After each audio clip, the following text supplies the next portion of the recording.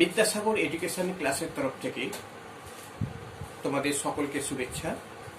আজকে আমরা class 9-এর English একটা চ্যাপ্টার পড়াবো। চ্যাপ্টার হচ্ছে লেসন 4। আমরা পূর্ববর্তী অডিও ভিডিও দেখিয়েছিলাম লেসন 3 পর্যন্ত আমাদের কমপ্লিট হয়ে গেছিল। আজকে আমরা লেসন 4টা করছি।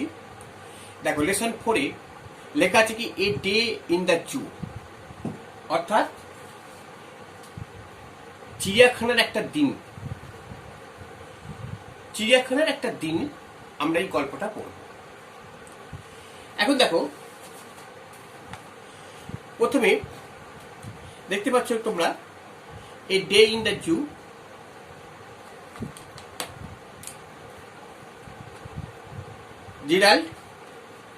জেরাল্ড ডুরেল, লেখক হচ্ছে কি জেরাল্ড ডুরেল। হ্যাঁ, the author and the text. দেখো বলছে Gerald Malcolm Durrell was an English zookeeper, conservationist and author। মানে জেরাল্ড ম্যালকম ডিউরেল ছিলেন কি একজন ইংরেজ, এবং তিনি ছিলেন একজন জু কিপার, মানে একজন পশু পেশায় পশুশালা। হ্যাঁ, অর্থাৎ পশুশালা একজন পরিচালক, জু কিপার, অর্থাৎ যে পশুশালাগুলোকে দেখাশোনা করে। অ্যান্ড কনজারভেশন, এবং হচ্ছে কি সংরক্ষণ, অ্যান্ড অথার, এবং লেখক। তাহলে এই লেখক ছিলেন কি একজন পশুশালার একজন পরিচালন, অর্থাৎ কিভাবে একটা পশুশালা চালাতে হয়, হ্যাঁ, অর্থাৎ চিড়িয়াখানা কিভাবে চালাতে হয় তার পরিচালক ছিলেন, এবং ছিলেন সংরক্ষণ, তাদের সংরক্ষণ করতে হয়, এবং একজন লেখক। He founded is what is now called Durrell Wildlife Conservation Trust and the Jurassic Zoo, now Durrell Wildlife Park, on the Channel Island of Jurassic in 1958। দেখো, হি ফাউন্ডেড, তিনি প্রতিষ্ঠা করেছিলেন, what is now called Durrell wildlife, যেটা এখন Durrell wildlife বলছে, Durrell wildlife conservation trust, অর্থাৎ যাকে এখন Durrell wildlife conservation trust দ্বারা পরিচিত, অ্যান্ড দ্য জেরাসি জু, অর্থাৎ যেটা এখন জেরাসি জু, এখন যেটা ডুরেল ওয়াইল্ড লাইফ পার্ক বলে সেটা পরিচিত, তিনি এটা প্রতিষ্ঠা করেছিলেন। On the channel island of Jersey in 1958, অর্থাৎ 1958 খ্রিস্টাব্দে আইল্যান্ড চ্যানেলে, জেরাসির আইল্যান্ড চ্যানেলে তিনি প্রতিষ্ঠা করেছিলেন। He is perhaps best remembered for writing A number of books based on his life as an animal enthusiast. তিনি আমাদের কাছে স্মরণীয় থাকবেন কি এরকম কিছু কিছু বই তিনি লিখেছিলেন, কাজে এই অ্যানিম্যাল, প্রাণীদের বিভিন্ন উপকারী কিছু জিনিস নিয়ে তিনি লিখেছিলেন। হ্যাঁ, অর্থাৎ প্রাণীদের অভিজ্ঞতা, হ্যাঁ, প্রাণীদের অভিজ্ঞতা নিয়ে তিনি কিছু বই লিখেছিলেন। আচ্ছা দেখো, the following passage is an extract from menagerie manor by Gerald Durrell, অর্থাৎ এই নিচের প্যাসেজটা নেওয়া হয়েছে menagerie manor by Gerald Durrell, Gerald ডুরেলের ম্যানেজারি ম্যানর থেকে এটা নেওয়া হয়েছে। Where the author talks about how he set up his own zoo in his Jurassic, helped by a team dedicated to the cause of the animals। যেখানে লেখক, where the author, যেখানে লেখক talks, কথা বলছেন, মানে about how he set up, কেমন করে তিনি প্রতিষ্ঠা করেছিলেন his own zoo in Jurassic, অর্থাৎ নিজের চিড়িয়াখানা জেরাসিটা তিনি কেমন করে প্রতিষ্ঠা করেছিলেন বলেছিলেন, helped by a team dedicated to the cause of the animals, অর্থাৎ কিছু পশুপ্রেমী মানুষদের সাহায্য নিয়ে কিভাবে এই জেরাসি চিড়িয়াখানা জুটা তিনি প্রতিষ্ঠা করেছিলেন সেটা তিনি এই বইতে লেখা আছে। The extract describe a typical day in the zoo. মানে এই যে তোমাদের যে অংশটা নেওয়া হয়েছে এখানে বলা হয়েছে এই typical day in the zoo, চিড়িয়াখানার একটা দিনের বৈশিষ্ট্য বলা হয়েছে। And the experience of the zoo worker, এবং জু ওয়ার্কার অর্থাৎ জু এর কর্মচারীদের, চিড়িয়াখানার কর্মচারীদের অভিজ্ঞতা কথা বলা হয়েছে। And offer us an interesting insider's view of the zoo, এবং ভেতরে যে সমস্ত দর্শকরা আসে তারা কিভাবে চিড়িয়াখানাটি উপভোগ করে সেটা বলা হয়েছে। তাহলে আমরা লেখক সম্বন্ধে জানতে পারলাম। লেখক ছিলেন একজন ব্রিটিশ। এবার দেখো এই যে গল্পটা কিন্তু অনেকটা বড়। হ্যাঁ, আমরা গল্পটা সংক্ষেপে একটু বলে দিই। গল্পটা কি বলছে, কি সম্বন্ধে গল্পটা বলা আছে দেখো। বলছে এখানে আমরা দেখতে পাচ্ছি যে এটা চিড়িয়াখানা একটা দিনের কথা বলা হয়েছে। অর্থাৎ চিড়িয়াখানা, লেখক বলতে চাইছেন যে একটা চিড়িয়াখানার মালিক থাকে আর সেখানে বাস করা কিছু ব্যক্তি থাকে। অর্থাৎ মালিক আর সেখানে কর্মচারীদের মধ্যে সম্পূর্ণ আলাদা। কিভাবে একটা মালিক সে চিড়িয়াখানা তৈরি করলো, কিন্তু একটা যে কর্মচারীরা থাকে তাদের যে কাজ, তাদের যে কর্মের যে পদ্ধতি, সেটা তিনি এই গল্পের মধ্যে তুলে ধরেছেন। এখানে দেখো চিড়িয়াখানায় যখন কাজ করা হয়, যারা শ্রমিক যারা কাজ করে তারা কিন্তু দিন রাত তাদের কাজ করতে হয়। 24 ঘন্টার মধ্যে বেশিরভাগ সময় তাদের কাজ করতে পালা করে কাজ করতে হয়। চিড়িয়াখানায় যখন কাজ শুরু হয় জানো তো, সেই ভোরের পাখির ডাকে কলরবে। আমরা এই গল্প থেকে পড়লেই আমি জানতে পারবো, তোমরা গল্পটা পড়বে এবং পড়লেই বুঝতে পারবে। যেহেতু গল্পটা অনেকটা বড় বলে আমরা সংক্ষেপে গল্পটা সম্বন্ধে বলে দিচ্ছি। হ্যাঁ, চিড়িয়াখানায় কাজ শুরু হয় ভোরের পাখির ডাকে। এখানে বিভিন্ন পাখির ডাক, তাদের গান, এখানে বিভিন্ন পশু পাখিরা কিভাবে থাকে, তারা কি কি আচরণ করে, তা দেখতে আমরা এই গল্পটার মধ্যে দেখতে পাবো। আমরা সকালবেলায় কর্মীরা চলে আসে এবং তারা যে যার নিজের যখন চলে আসে এবং নিজের জায়গা তারা তাদের মানে প্রয়োজন মতো জায়গা তারা কাজ করে নেয়। এবং 10টার সময়, বেলা 10টার সময় চিড়িয়াখানা খোলে এবং সর্বসাধারণের জন্য তখন দর্শক ঢুকতে পারে। দর্শকরা তখন কি হচ্ছে, চিড়িয়াখানা ঢুকে বিভিন্ন জায়গায় তারা পরিদর্শন করে। কখনো তারা পশুশালায় যায় এবং দেখা যায় পশুরা কি করছে, কখনো পাখিরালয়ে যায়, পাখিরা সেরা কেমন আচরণ করছে। হ্যাঁ, এবং কখনো সরীসৃপের ঘরে যাচ্ছে, দেখছে সাপেরা কেমন করে ঘুমোচ্ছে, সাপেরা কেমন করে তাদের তাকিয়ে আছে। হ্যাঁ, এরকম বিভিন্ন ঘটনাগুলো আমরা এই গল্প থেকে পাবো।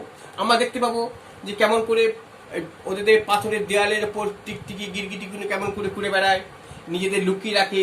এই সমস্ত নানান জিনিসগুলো আমরা এখানে দেখতে পাবো। তোমরা পড়লে তোমরা বুঝতে পারবে।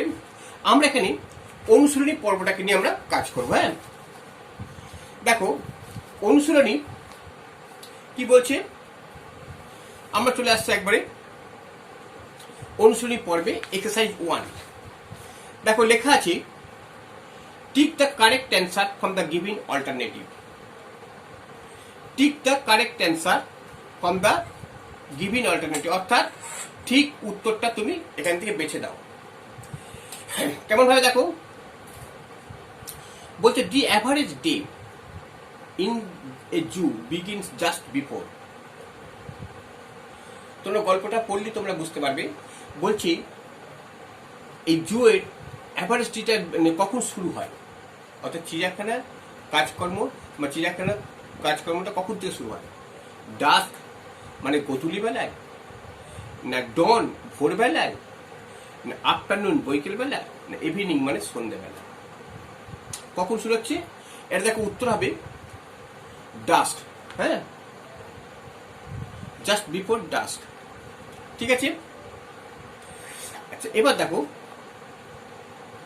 2 নম্বরে কি বলছে, the bird searching the dewy grass on the lawn were. The birds মানে পাখিরা, সার্চিং মানে খোঁজ করে, দ্য ডিউই গ্রাস মানে শিশিরসিক্ত ঘাসগুলো, অন দ্য লন অর্থাৎ প্রাঙ্গণের উপর। পাখিরা সার্চিং করে শিশির সিক্ত গাছ অন দ্য লন, প্রাঙ্গণের লনের ওপর ছিল। কে কে খোঁজ করছিল? পিহেন, পিহেন মানে ময়ূরী, পিকক মানে ময়ূর, রবিনস মানে রবিন পাখি, না থ্রাসেস, থ্রাস মানে একজন থ্রাস পাখি আছে। এটা কারা করছিল? এটা দেখো পিহেন ময়ূরী, এটা করছে পিহেন। ঠিক আছে, তাহলে ময়ূরী রাই ঘাসের ওপর শিশির সিক্ত ঘাসটা ওপর তারা মানে ঘুরে ঘুরে বেড়াচ্ছিল এবং খুঁজছিল। তারপর দেখো Stephen with a broom in his hand was guarding over the, এখানে কি বলছে? বলছে স্টিফেন উইথ এ ব্রুম, ব্রুম মানে ঝাঁটা, স্টিফেন ঝাঁটা নিয়ে ইন হিজ হ্যান্ড, তার হাতে ঝাঁটা নিয়ে ওয়াজ গার্ডিং ওভার দ্য মানে পাহারা দিচ্ছিল, মানে গার্ড করছিল। না কি যে বিয়ার্স, গরিলা, অ্যাপস না আর্মাডিলো। বিয়ার্স মানে কি হচ্ছে? বিয়ার্স মানে ভাল্লুক, গরিলা মানে গরিলা এক ধরনের প্রাণী, অ্যাপস, অ্যাপস মানে বাঁদর, আর আর্মাল্ডো মানে গেরি। আর্মাল্ডো মানে কি? আর্মাল্ডো একটা প্রাণী। এটা কাদের হচ্ছিল? এটা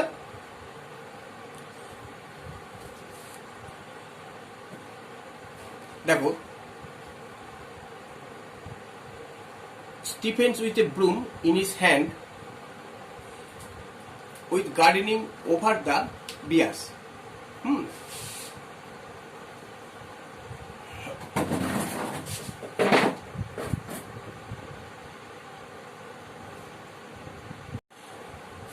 তাহলে আমরা চারের অ্যান্সারটা কি পেলাম? তিনের অ্যান্সারটা পেলাম যে the Stephen with a broom in, এটা পেলাম, এটা অ্যাপ বাঁদরদের। হ্যাঁ, তারপর দেখো চারেরটা, the name of the black flavours ape was, black Celebes মানে কালো সেলিবাসটার নাম ছিল কি? ইটাম, জেরামি, মাইক আর স্টিফেন। এর নাম ছিল কি?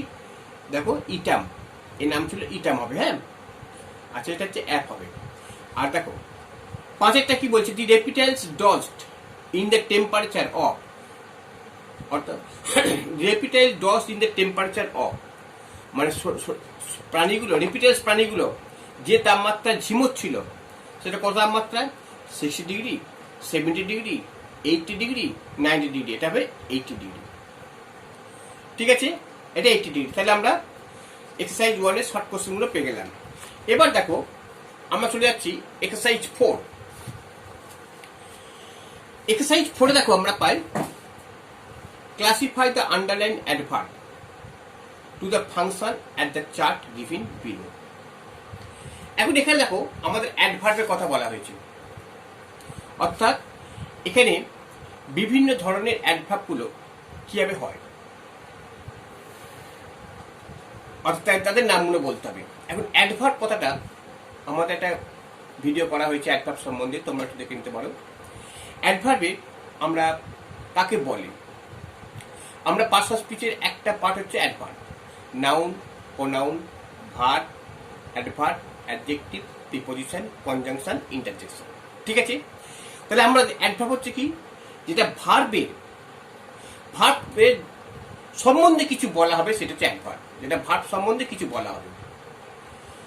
যেমন এখানে দেখো, এবার অ্যাডভার্ব হচ্ছে কি? Very good. অ্যাডজেক্টিভ সম্বন্ধে বলা হয়, ভার্ব সম্বন্ধে বলা হচ্ছে ভেরি গুড, অর্থাৎ খুব ভালো। ভালোটা কেমন? He is a very good boy, সেটা খুব ভালো ছেলে। তাহলে আমাদের হচ্ছে যেমন he is a good boy, সেটা খুব ভালো ছেলে। তাহলে আমরা এখানে এই যে গুড, হি ইজ এ, এটা ভালো ছেলে, তো এটা অ্যাডজেক্টিভ। যদি এর সঙ্গে যদি আমরা ভেরি যোগ করি তাহলে ভেরি গুড বয়, অর্থাৎ অ্যাডজেক্টিভের দোষ।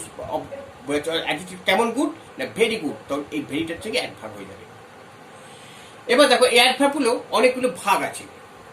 আমরা adverb time, adverb manner, adverb place, adverb frequency, এরকম বিভিন্ন রকম ভাগ থাকে। এখন অ্যাডভার্ব ম্যানার, এখানে দেখো বলছে ক্লাসিফাই দ্য আন্ডারলাইন, অর্থাৎ এখানে যে অ্যাডভার্বগুলো দেওয়া আছে এই অ্যাডভার্বগুলো ক্লাসিফাই করতে হবে, অর্থাৎ দেখাতে হবে কোনটা কার adverb. I have already done the job. I have already done the job. আমি ইতিমধ্যেই কাজটা করে ফেলেছি। Bappa can go anywhere for his work. Bappa তার কাজের জন্য এনিওয়্যার যে কোনো জায়গায় যেতে পারে। Puja often comes to my place. Puja প্রায় আসে আমার জায়গাতে। Nargis sings sweetly. নার্গিস খুব মিষ্টি স্বরে গান গায়। তাহলে এখানে দেখো আন্ডারলাইন এবং কি অ্যাডভার্ব আছে। এবার অ্যাডভার্ব হলো এখানে দেখো ম্যানার, টাইম, প্লেস আর ফ্রিকোয়েন্সি এগুলো বলে দিয়েছে। তা কোনটা কোন অ্যাডভার্ব? এখন দেখো প্রথম হচ্ছে আমরা এখানে মধ্যে ম্যানারটা দেখি কোনটা কোনটা ম্যানার আছে। ম্যানার মানে কি অবস্থা অর্থাৎ পরিস্থিতি, পরিবেশ। হ্যাঁ, কিরকম বলছে এখানে দেখো ম্যানার কোনটা বোঝাবে? ম্যানারটা দেখো সুইটলি। হ্যাঁ, এখানে অ্যাডভার্ব ম্যানার হচ্ছে কি হবে? সুইটলি। অ্যাডভার্ব অফ ম্যানার এটা কি করবে? সুইটলি। তারপর কি করবে? Adverb time. Adverb of time. টাইমটা কি করবে? দেখো টাইমটা সময় বোঝাচ্ছে তো এখানে অলরেডি। হ্যাঁ, মানে I have already done the job. আমি ইতিমধ্যেই কাজ শেষ করেছি। তার মানে কি অলরেডি হচ্ছে এখানে টাইম। তারপর দেখো adverb of place. Adverb of place. Adverb place. Place কোনটা বলছে? জায়গা বোঝাচ্ছে। তাহলে এনি হোয়ার মানে সর্বত্র যেতে পারে। তাহলে এনি হোয়ার। আর adverb of frequency. Adverb of frequency. Adverb frequency কোনটা? প্রায় অর্থাৎ পরিমাণ। হ্যাঁ, প্রায় ওপেন। এটা হচ্ছে অ্যাডভার্ব বলে। তাহলে আমরা চারটা দেখলাম। এর পাঁচেরটা কি বলছে দেখো। Lesson 5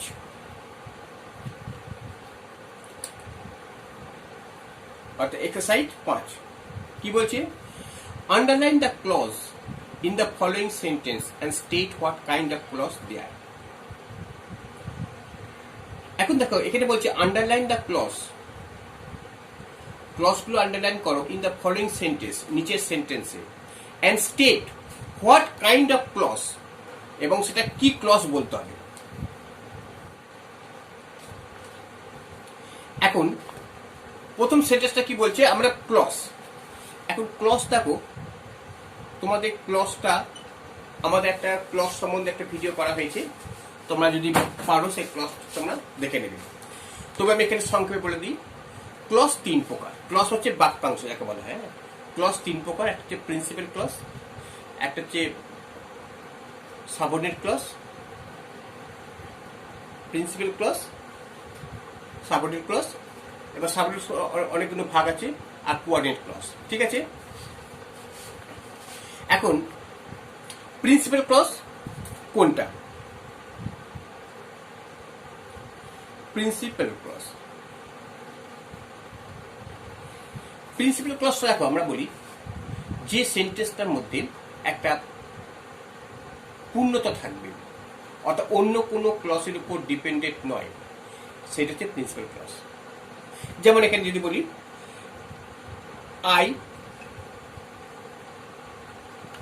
I know the boy.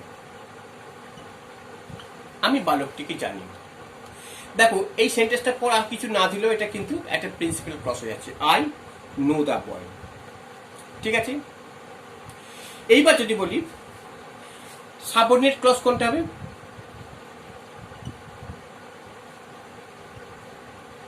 Subordinate clause. ওই সেন্টেন্সটা যদি বলি আই নো দি বয় হু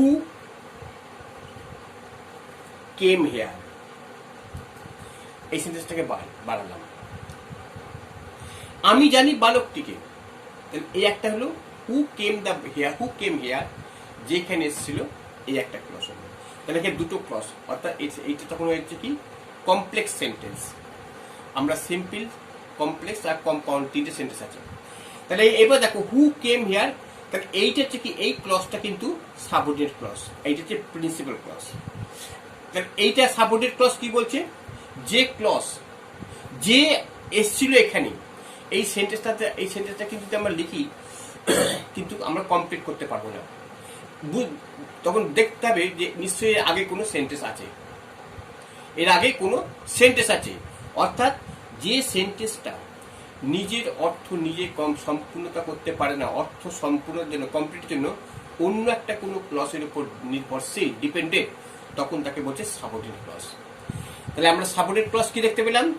যে ক্লস নিজের অর্থ নিজে সম্পূর্ণতা করতে পারে না, অর্থের সম্পূর্ণতার জন্য অন্য একটা ক্লসের প্রিন্সিপাল ক্লসের উপর নির্ভরশীল হয়, তাকে সাবঅর্ডিনেট ক্লস বলা হয়। এইটাই সাবঅর্ডিনেট ক্লস। ঠিক আছে, তাহলে এবার দেখো আমাদের এখানে প্রথম সেন্টেন্সটা কি বলছে? এ বলছে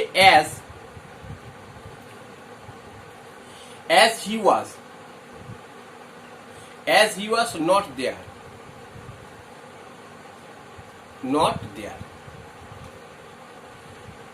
I spoke to his brother,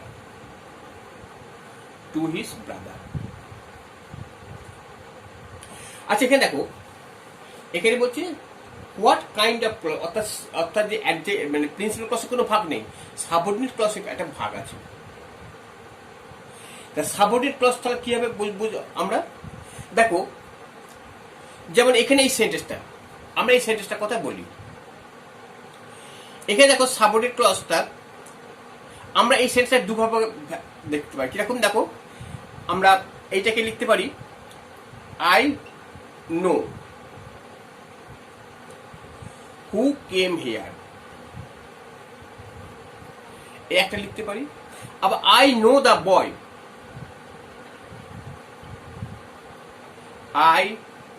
boy, who came here. দেখ এই যে দুটো সেন্টেন্স দেখতে পাচ্ছ আমরা, এখানে আই নো একটা সেন্টেন্স ক্লজ, আর হু কেম হিয়ার এটা একটা ক্লজ। আর এখানে আই নো দি বয় একটা ক্লজ, আর হু কেম হিয়ার একটা ক্লজ। এখন দেখো এখানে এই যে সাবঅর্ডিনেট ক্লজটার আগে কি আছে? ভার্ব আছে। সাবঅর্ডিনেট ক্লজটার আগে ভার্ব আছে। আমি জানি, কি জানি? যে এখানে এসেছিল, অর্থাৎ এটা এই ভার্বটাকে বলছে ট্রানজিটিভ ভার্ব।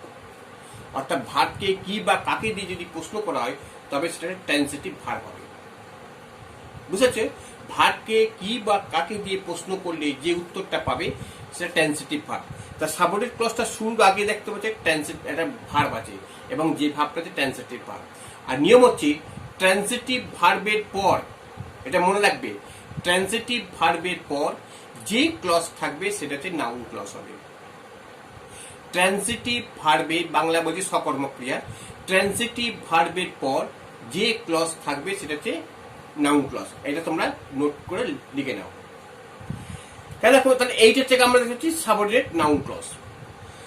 এইবার দেখো আই নো দি বয়, আমি জানি বালকটিকে। হু কেম, তাহলে এখানে কি হবে? এখানে দেখো এই যে সাবঅর্ডিনেট ক্লজটা আরম্ভ হয়েছে, তার আগে একটা নাউন আছে, যদি সাবঅর্ডিনেট ক্লজের আগে যদি একটা নাউন থাকে তখন সেটা হবে কি? Adjective clause. তাহলে এটা হচ্ছে সাবঅর্ডিনেট অ্যাডজেক্টিভ ক্লজ, এটা সাবঅর্ডিনেট নাউন ক্লজ। তা সাবঅর্ডিনেট নাউন ক্লজটা আমরা বুঝতে পারলাম।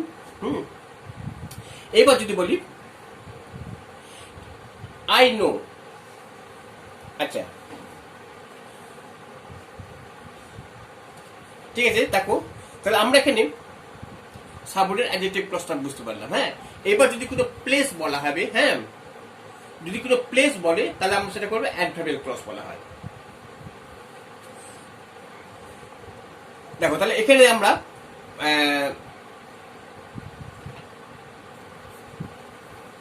তাহলে এখানে দেখো as he was not there, যেহেতু সে সেখানে ছিল না, I spoke to his brother, আমি তার ভাইয়ের সাথে কথা বললাম।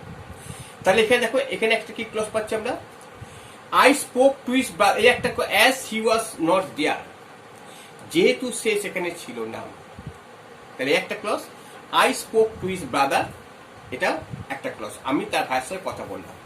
এখন দেখো আমি তার ভাইয়ের সঙ্গে কথা বললাম, এটা কিন্তু প্রিন্সিপাল ক্লজ, আর এইটা হচ্ছে সাবঅর্ডিনেট ক্লজ। তাহলে as he was not there, এইটা সাবঅর্ডিনেট ক্লজ। কারণ যেহেতু সে সেখানে ছিল না, যদি আমরা এখানে ফুল সেন্টেন্সটা কমপ্লিট করে দিই তাহলে কিন্তু হবে না, কারণ এর জন্য এই সেন্টেন্সটা অবশ্যই দরকার। কিন্তু আমরা যদি এইটা শুধু লিখি, আমি তার ভাইয়ের সাথে কথা বললাম, তাহলে একে না হলেও চলে যাবে। As you was not there, এটাকে না হলেও চলবে, কিন্তু I spoke to his brother, হ্যাঁ, এটা এটা কিন্তু নিজস্ব স্বাধীন। এইটা হচ্ছে প্রিন্সিপাল ক্লজ, এটা সাবঅর্ডিনেট ক্লজ। এইবার দেখো এইটা সাবঅর্ডিনেট ক্লজ পাচ্ছি, এবার সাবঅর্ডিনেট কি ক্লজ পাবো।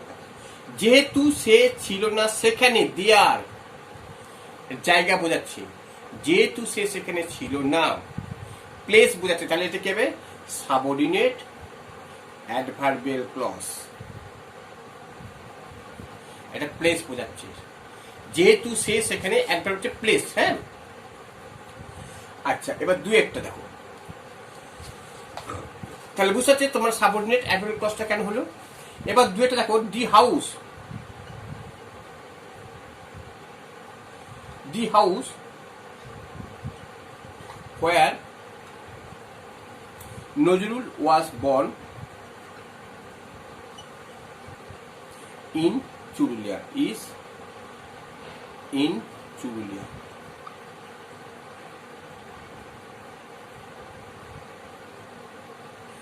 দেখো এখানে এই সেন্টেন্সটা ভালো করে দেখো, দি হাউস বাড়িটা, এটা তো কোনো সেন্টেন্স হতে পারে না, কারণ এখানে ভার্ব নেই, এখানে কোনো ভার্ব নেই।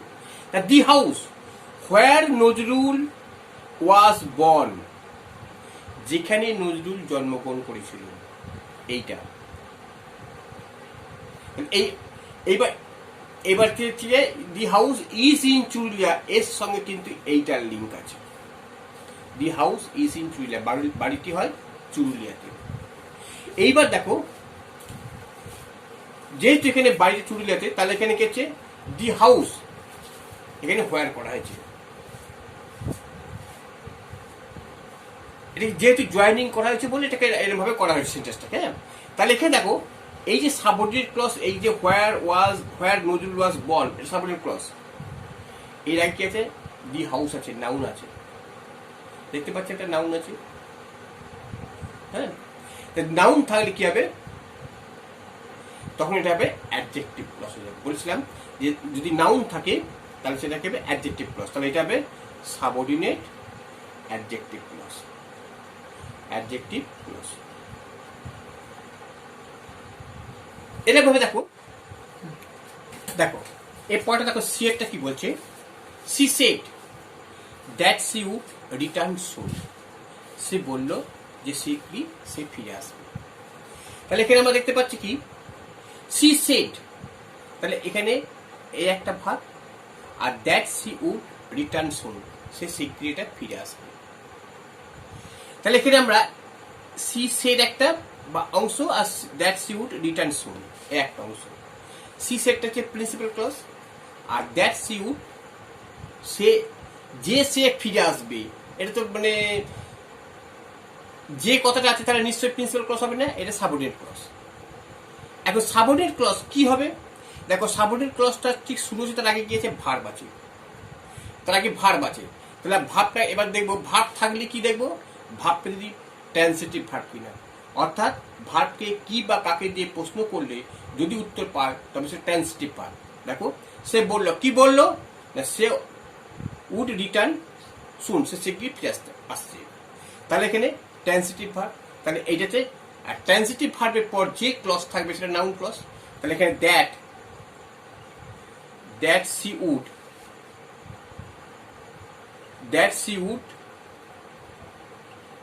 রিটার্ন সুন, এটা কি হবে, তাহলে সাবঅর্ডিনেট কি ক্লজ হবে, এটা সাবঅর্ডিনেট নাউন ক্লজ। এবার দেখো ডি একটা, দেখো ডি একটা কি বলছে, have you read the book, তুমি কি বইটা পড়েছো, which you borrowed from me, যে তুমি আমার কাছ থেকে নিয়েছিলে। দেখো এই সেন্টেন্সের মধ্যে have you read the book, তাহলে এই একটা পাচ্ছি, আর এই একটা, আর which you borrowed from me, আর তাহলে এই একটা। এই প্রথম সেন্টেন্স এটা হচ্ছে প্রিন্সিপাল ক্লজ, আর এটা হচ্ছে কি সাবঅর্ডিনেট ক্লজ। তাহলে এবার সাবঅর্ডিনেট ক্লজে দেখো হুইচ রায় কি আছে, দি বুক আছে। এই দি বুকটা হচ্ছে কি ক্লজ হবে, এটা নাউন ক্লজ হয়ে যাবে, কারণ এটা হুইচ, এটা আগে দেখো দি বুক আছে, নাউন থাকলে অ্যাডজেক্টিভ ক্লজ হয়ে যাবে। তাহলে এখানে দেখো হুইচ, তাহলে হুইচ ইউ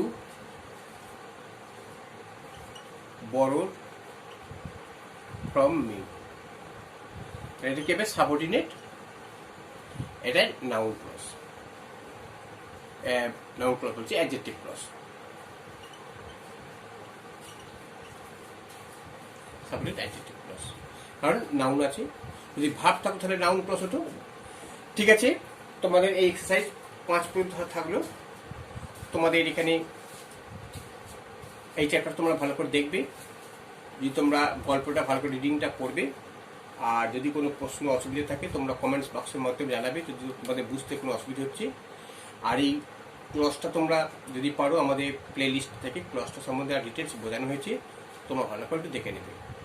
এবং আজকে যে অ্যাডভার্বটা পড়ালাম সেই অ্যাডভার্বটা তোমার আমাদের একটা করা হয়েছে ক্লাস, সেটা তোমরা অ্যাডভার্বটা সম্বন্ধে তোমরা দেখে নিতে পারো। ঠিক আছে, আমরা নেক্সট দিন আমরা পরের প্রশ্নগুলো নিয়ে আলোচনা করব। ঠিক আছে।